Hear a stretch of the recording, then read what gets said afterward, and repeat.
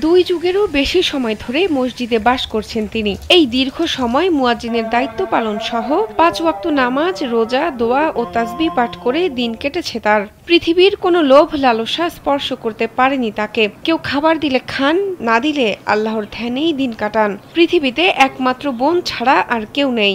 কখনো কারো কাছে সাহায্য চাইতেও দেখা যায়নি। সহায় সম্পত্তি বলতে কিছু নেই, এমনকি বিয়েও করেনি আব্দুল্লাহ আল মামুন। আব্দুল্লাহ আল মামুন বরগুনার বামনা উপজেলার খোলপটুয়া বান্থাঘাটার মৃত মোহাম্মদ নাদের আলী দরবেশের ছেলে। সহায় সম্পত্তি না থাকার কারণে অভাবের তাড়নায় প্রায় ৩৫ বছর আগে মঠবাড়িয়া আসেন পরিবারের সাথে। বর্তমানে তিনি মঠবাড়িয়া পৌর শহরের ৭ নম্বর ওয়ার্ডের বাসিন্দা। পিতা মোহাম্মদ নাদের আলীর মৃত্যুর পর পৌর শহরের মাটিয়া জামে মসজিদ কবরস্থানে দাফন করা হয়। আব্দুল্লাহ আল মামুন বর্তমানে এই মসজিদের ভিতরেই একটি ঘরে থাকেন। তবে বৃষ্টি হলেই সেখানে পানি পড়ে, যা একেবারে বসবাসের অযোগ্য।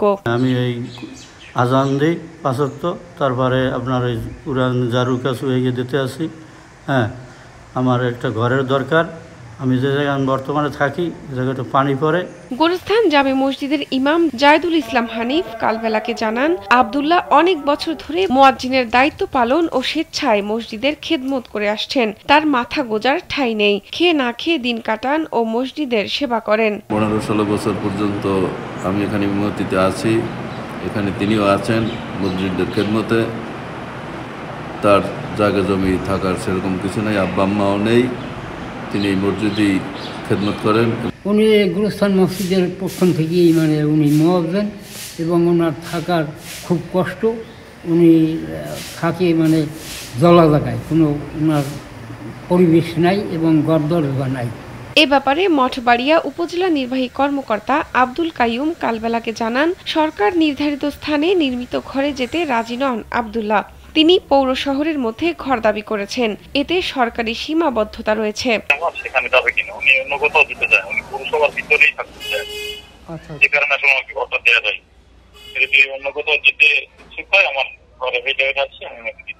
এলাকাবাসীর চাওয়া সবার সহযোগিতায় আব্দুল্লাহ আল মামুনের জন্য এক ঘর বানিয়ে দেওয়া, যেন শেষ বয়সে তিনি একটু শান্তি ও স্বস্তি পান।